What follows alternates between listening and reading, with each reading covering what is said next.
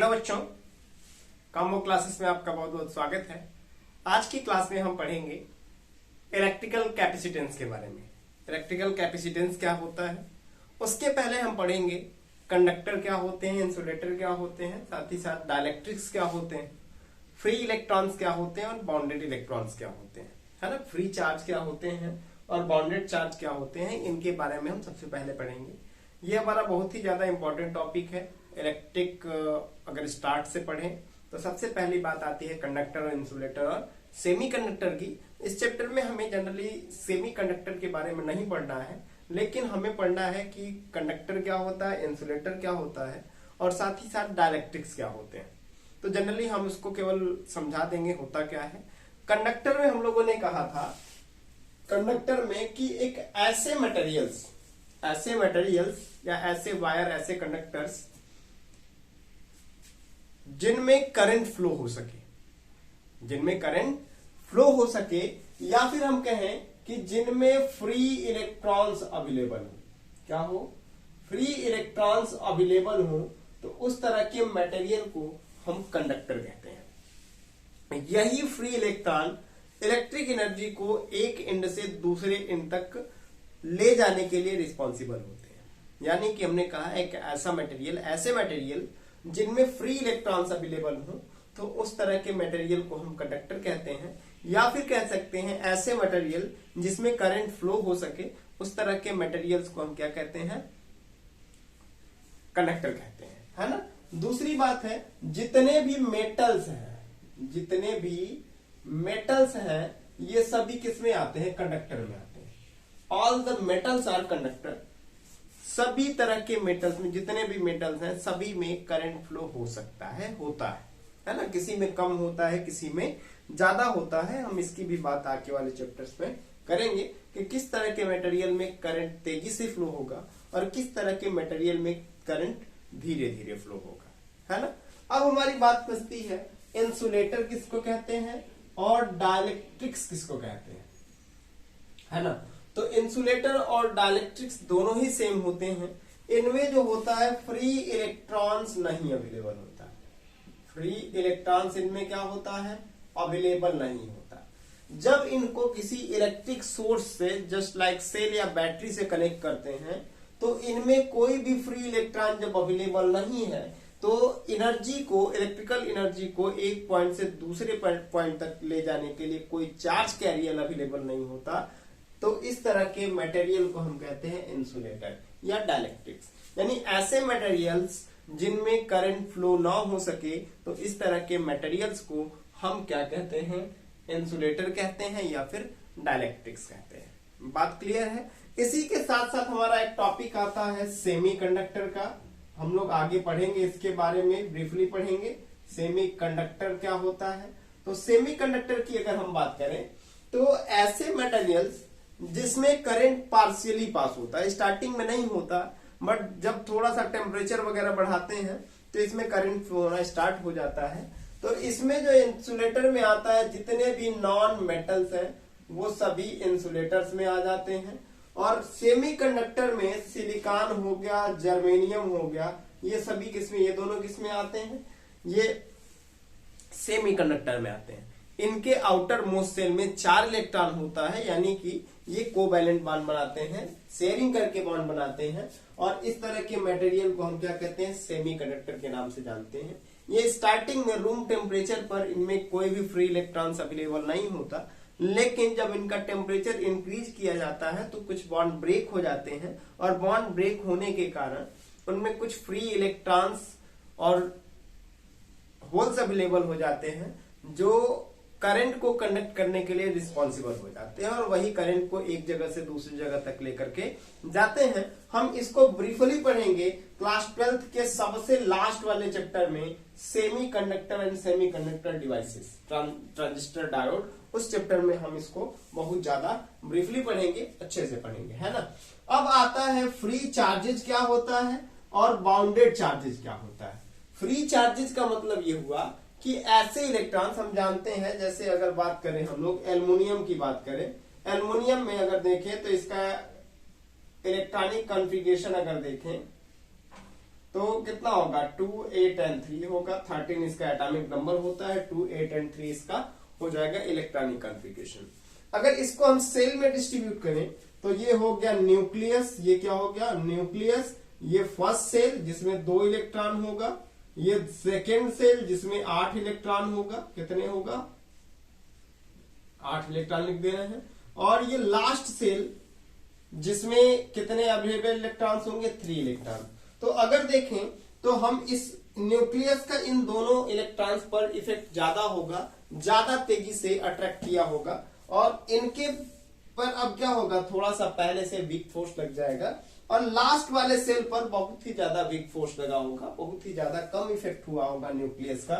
तो ये इलेक्ट्रॉन क्या होता है, ये परफेक्टली अगर देखें तो स्ट्रांगली बॉन्डेड नहीं होता है न्यूक्लियस के साथ। तो ये जैसे ही बाहर से कुछ एनर्जी को पाता है, क्या करता है, ये बाहर से थोड़ी सी एनर्जी को जैसे ही गेन करता है, ये क्या होता है अपने आउटर मोस्ट सेल से बाहर निकल जाता है। और जैसे ही आउटर मोस्ट सेल से बाहर निकलता है, ये पूरे के पूरे मटेरियल में, जो एल्युमिनियम का मटेरियल हम लोगों ने लिया है, एल्युमिनियम मटेरियल में पूरे चारों तरफ पूरे रीजन में ये फ्रीली मूव करना स्टार्ट कर देता है। तो इस तरह के चार्ज को जो अपने सेल में अवेलेबल नहीं होते, जो कंडक्शन में पार्टिसिपेट करते हैं, तो इस तरह के इलेक्ट्रॉन्स को हम क्या कहते हैं, फ्री इलेक्ट्रॉन्स या फ्री चार्ज के नाम से जानते हैं। जनरली अगर समझें, घर पे मान लेते हैं कि आपके घर पे 6-7 लड़के हों, 6-7 लड़कों में कंफर्म है कि एक ऐसा लड़का होगा जो थोड़ा सा लोगों की बातों को कम सुनता हो, जवाब तुरंत दे देता हो, थोड़ा सा अड़ेल किस्म का इंसान हो, या बाहर डेली झगड़ा करके आता हो। तो अगर हम कोई बाहर से आता है और पूछता है कि फलाना कहाँ है, उसका नाम लेकर के पूछता है कि ये कहाँ है, तो जनरली घर वाले बता देंगे कि पता नहीं, उसके बारे में हम लोग नहीं जानते। रियलिटी यही है कि सबके घरों में ऐसा होता है कि लोग घर के बोल देते हैं कि उसके बारे में हमें एग्जैक्ट मालूम नहीं है, वो अभी कहाँ होगा, क्योंकि सबको पता है कि अभी यहाँ होगा, कब कहाँ रहेगा उसके बारे में किसी को क्लियर नहीं, इस वजह से लोग कह देते हैं। तो उनको जनरली क्या अपने परिवार के बेस पे एज ए फ्री इलेक्ट्रॉन कब कहाँ होगा उसके बारे में पता नहीं। जस्ट लाइक हम डिलीवरी बॉय की बात करते हैं, तो डिलीवरी बॉय जो भी है हमारे सराउंडिंग के रिस्पेक्ट में, वो क्या है, जस्ट लाइक एक फ्री इलेक्ट्रॉन की तरह बिहेव करते हैं। इसलिए फ्री इलेक्ट्रॉन की तरह बिहेव करते हैं क्योंकि सामान को एक जगह से दूसरी जगह तक ले जाकर के डिलीवर करते हैं, और फ्री इलेक्ट्रॉन्स भी वही काम करते हैं, इलेक्ट्रिकल एनर्जी को एक एंड से लेते हैं और दूसरे एंड तक ले जाकर के डिलीवर करते हैं। उसमें कुछ लॉस भी करते हैं, लेकिन डिलीवरी वही कुछ लॉस नहीं करते, है ना।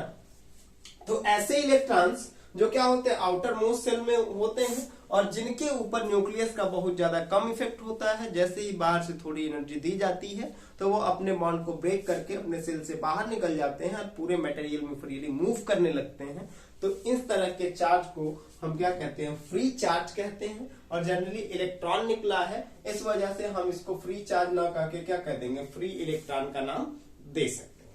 ठीक है, इसी के साथ साथ हम बात कर रहे हैं बाउंडेड चार्ज की। तो बाउंडेड चार्ज का मतलब क्या होगा, ऐसे चार्ज, जैसे इस सेल में कह रहे थे 2 इलेक्ट्रॉन है, इसमें 8 इलेक्ट्रॉन है, तो इनके ऊपर जो न्यूक्लियस का इफेक्ट होगा, जो न्यूक्लियस के द्वारा फोर्स लगा होगा, वो स्ट्रांग फोर्सेस से बॉन्डेड होंगे। इसके चारों तरफ, न्यूक्लियस के चारों तरफ रिवॉल्व करेंगे स्ट्रांग फोर्सेस के साथ, जिसको सेंट्रीपिटल फोर्स के नाम से जानते हैं।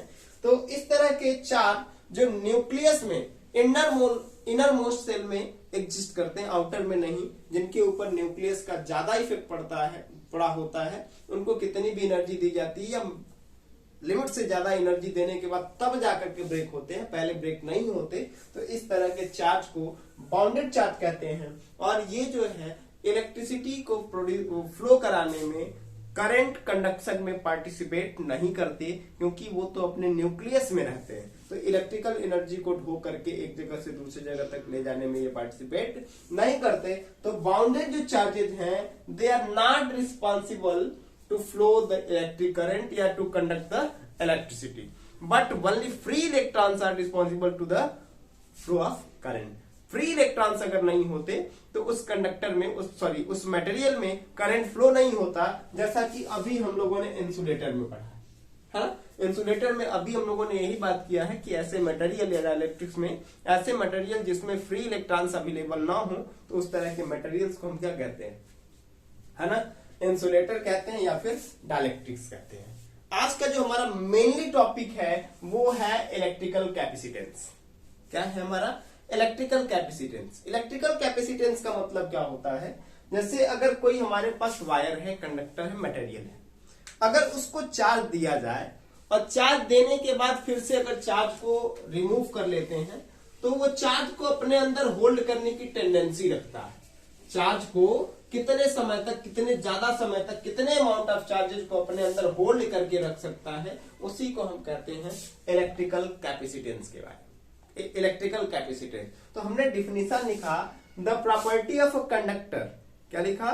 कंडक्टर की एक ऐसी property to hold the charge is called as electrical capacitance. किसी कंडक्टर की एक ऐसी प्रॉपर्टी जिसके कारण वह चार्ज को अपने अंदर होल्ड करके रखता है, उसी को हम क्या कहते हैं? इलेक्ट्रिकल कैपेसिटेंस के नाम से जानते हैं। अगर एक्सपेरिमेंट करके देखा गया कि अगर ये कोई कंडक्टर है, ये कोई क्या है? कंडक्टर है, और इस कंडक्टर को अगर हम क्यू चार्ज देते हैं तो इसका पोटेंशियल धीरे धीरे क्या होने लगता है? बढ़ने लगता है। जिस रेशियो में चार्ज देते हैं उसी रेशियो में उसका पोटेंशियल भी बढ़ना शुरू हो जाता है। तो एक्सपेरिमेंट के बेस पर यह देखा गया कि charge is directly proportional to potential, यानी चार्ज बढ़ाएंगे तो पोटेंशियल बढ़ता जाएगा और चार्ज घटाएंगे तो पोटेंशियल घटता जाएगा। तो यहां से प्रोपोर्शनलिटी हटाएंगे तो एक कांस्टेंट हमें मिला Q इक्वल टू सी भी, और जहां C को ही हम क्या कहते हैं? कैपेसिटेंस कहते हैं। क्या कहते हैं? कैपेसिटेंस कहते हैं। बात क्लियर है? तो यहां से हम C इक्वल टू निकालें तो क्या मिल जाएगा? Q by V। तो वही हमने फिर से यहां लिखा कि and it is equal to the ratio of charge and electric potential. क्या कहा हमने? कि ये जो होता है किसी कंडक्टर को जो अमाउंट ऑफ चार्ज दिए हैं उसके और इलेक्ट्रिक पोटेंशियल के रेशियो के इक्वल होता है। जनरली अगर बात करें तो कैपेसिटेंस जो होता है एक प्रोपोर्शनलिटी कांस्टेंट होता है। क्या होता है? प्रोपोर्शनलिटी कांस्टेंट होता है। जैसा कि हम लोगों ने यहां देखा, प्रोपोर्शनलिटी हटी तो एक कांस्टेंट C आया और इक्वल लग गया। तो इसी प्रोपोर्शनलिटी कांस्टेंट को, प्रोपोर्शनल कांस्टेंट को हम क्या बोलते हैं? कैपेसिटेंस के नाम से जानते हैं। अगर यहां से हम यूनिट लिखें तो कुलाम का, Q का क्या होगा? कुलाम होगा, है ना, और V का क्या होगा? वोल्ट होगा। तो यहां से हमें इसका एक यूनिट मिल जाएगा।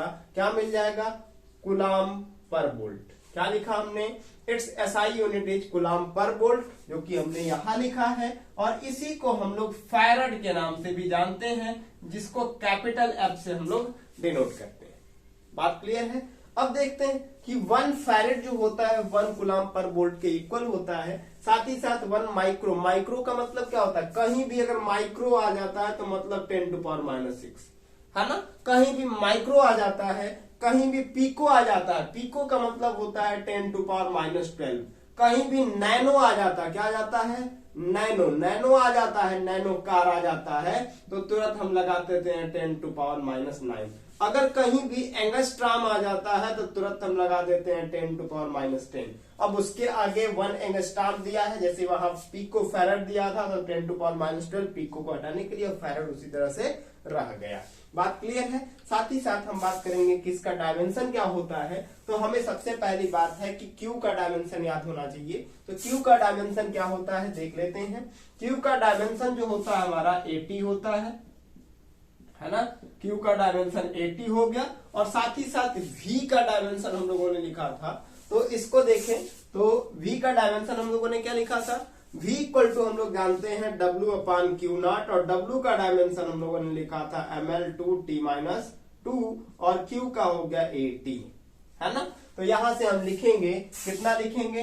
ml2T-2 और अपान 80, है ना। ये पूरा डायमेंशन हमने लिखा V का, और V का डायमेंशन ये 80 ऊपर चला गया तो कितना हो गया? A2T2 हो गया, और अपान में कितना? ml2T-2 हो गया, है ना। अब देखो नीचे से ऊपर ले जाएंगे तो हो जाएगा m-1, है ना, और l-2 और t-2 और +2 कितना हो जाएगा? ऊपर 4 हो जाएगा, और A2 तो ऑलरेडी था ही, तो वही हमने इसका डायमेंशन लिखा। इलेक्ट्रिकल कैपेसिटेंस का जो डायमेंशनल फार्मूला होगा m-1 l-2 T4 और A2 होगा। बात क्लियर है? नेक्स्ट टॉपिक हमारा होगा कैपेसिटेंस ऑफ स्फेरिकल कंडक्टर। बहुत ही इंपॉर्टेंट टॉपिक है। इस टॉपिक से अगर देखा जाए तो हर एक साल डेरिवेशन भी इसका पूछा जाता है, साथ ही साथ इस टॉपिक से रिलेटेड न्यूमेरिकल्स भी हर साल एग्जाम में नियर अबाउट आ जाते हैं। तो चलिए स्टार्ट करते हैं। नेक्स्ट अपना टॉपिक क्या है, electrical capacitance of spherical conductor.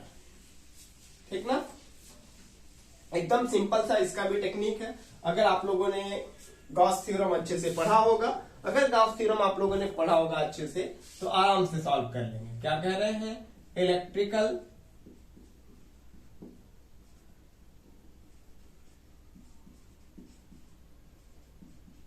Capacitance of a spherical conductor,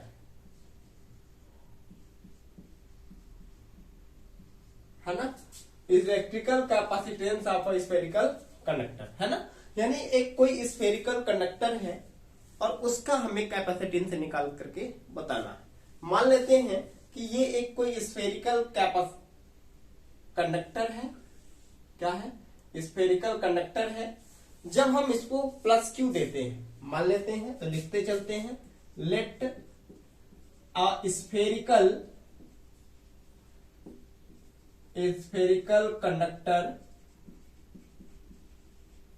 of radius small a. इसकी रेडियस कितनी है, इसका रेडियस हम लोग कंसीडर करके चल रहे हैं कि इसका रेडियस जो है वो कितना है, तो इसका सेंटर भी होगा। रेडियस कितना है इसका, ए है। कितना है रेडियस इसका, ए है। ओ लेट कर लेते हैं, कोई दिक्कत नहीं है। इसका रेडियस हम लोगों ने ए लेट किया। अब कंसीडर करेंगे इसको प्लस क्यू चार्ज दे रहे हैं ना। Let plus Q charge is given to the conductor, है ना। The charges are distributed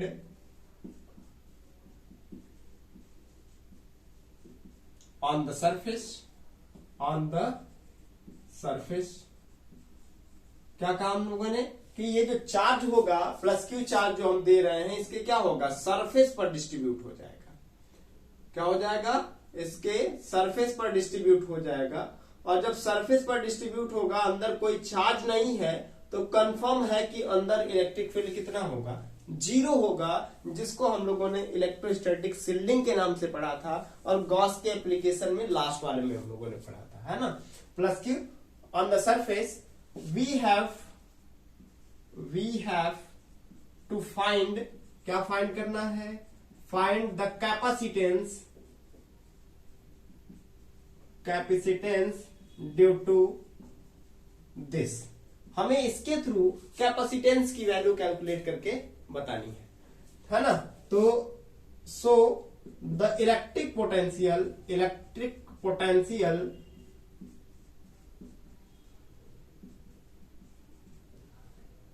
at the surface is given by। अब समझते हैं, ये प्लस क्यू चार्ज है तो इलेक्ट्रिक फील्ड कंफर्म है कि इसके चारों तरफ बाहर की तरफ निकलेगा। इलेक्ट्रिक फील्ड की डायरेक्शन को हम लोगों ने दिखा दिया, ये बाहर की तरफ बहुत सारी इलेक्ट्रिक फील्ड लाइंस। और ये एक जो सरफेस बनाएगा, ये एक जो सरफेस ये बना हुआ है, ये किस तरह का सरफेस होगा, इक्विपोटेंशियल सरफेस होगा। किस तरह का सरफेस होगा, इक्विपोटेंशियल सरफेस होगा, क्योंकि इस O से इसकी डिस्टेंस हर जगह क्या है, सेम है। तो इसके हर एक पॉइंट पर इलेक्ट्रिक पोटेंशियल की वैल्यू क्या मिलेगी, सेम मिलेगी। तो इस वजह से हमने कहा कि ये जो सरफेस बना है वो एक इक्विपोटेंशियल सरफेस होगा। क्या हो जाएगा, V equal to 1/4 pi epsilon naught K और Q बाई R होता है। R के जगह अपने रेडियस A लिखा हुआ है, तो इसलिए हम लोगों ने लिखा Q/A। अब हम जानते हैं, वी नो दैट, आप लोग भी जानते हो, we know that Q equal to CV। Q equal to क्या होता है, CV होता है। तो यहां से अगर देखें तो हमारा C इक्वल टू क्या मिल जाएगा, Q/V मिलेगा। और V की वैल्यू हम लोगों ने यहां कैलकुलेट किया, ले जाकर के पुट कर देते हैं। तो क्या हो जाएगा, C इक्वल टू हो जाएगा हमारा Q अपान 1/4πε0 K और Q बाई A। Q से Q कैंसिल, तो C की वैल्यू जो हमारा मिल जाएगा 4πε0 KA। This is the capacitance of electrical spherical conductor. यही क्या है, कैपेसिटेंस है, किसका है, किसी स्फेरिकल कंडक्टर का है। बात क्लियर है? आई थिंक कि आपको दिख रहा होगा, दिख रहा है ना। यही हम लोगों ने क्या फाइंड आउट कर लिया, capacitance of a spherical conductor. कब के लिए, जब क्या है, कंडक्टर ऑफ रेडियस, यहीं पे लिख लेते हैं, of radius A and placed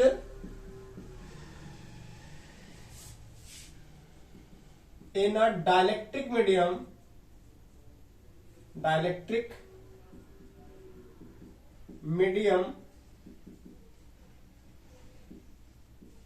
of constant K, है ना। तो ये जब डायलेक्ट्रिक मीडियम K होगा, उस कंडीशन में अगर हम कहें कि यही जो मीडियम है, इसके बीच का जो मीडियम है, उसको बदल करके एयर या वैक्यूम कर दिया जाए, एयर या वैक्यूम कर दिया जाए, तो उस कंडीशन में हमारा जो रिलेशन हो जाएगा फॉर एयर या वैक्यूम, फॉर एयर और वैक्यूम। एयर या वैक्यूम के लिए K की वैल्यू 1 होती है, तो उस कंडीशन में हम कैपेसिटेंस को C से हटा करके C नॉट लेट कर लेते हैं। क्या लेट कर लेते हैं, C नॉट। तो C नॉट इक्वल टू हो जाएगा हमारा कितना, 4πε0 और इंटू 1 इंटू A, क्योंकि K की वैल्यू हमने 1 रखा, तो क्या हो जाएगा, C नॉट इक्वल टू हो जाएगा 4πε0 A। ये हो गया हमारा इक्वेशन सेकेंड और ये हमारा इक्वेशन फर्स्ट। इतना तक ही हम इसको कैलकुलेट करके छोड़ देंगे, हम दूसरे फार्मूले के चक्कर में पड़ गए हैं हम लोग। तो क्या मिल जाएगा, फ्रॉम फर्स्ट एंड सेकेंड क्या हो जाएगा, C इक्वल टू मिला है 4πε0 KA, जो कि हम लोगों ने यहां लिखा है, और C नॉट इक्वल टू हमारा मिला है 4πε0 A।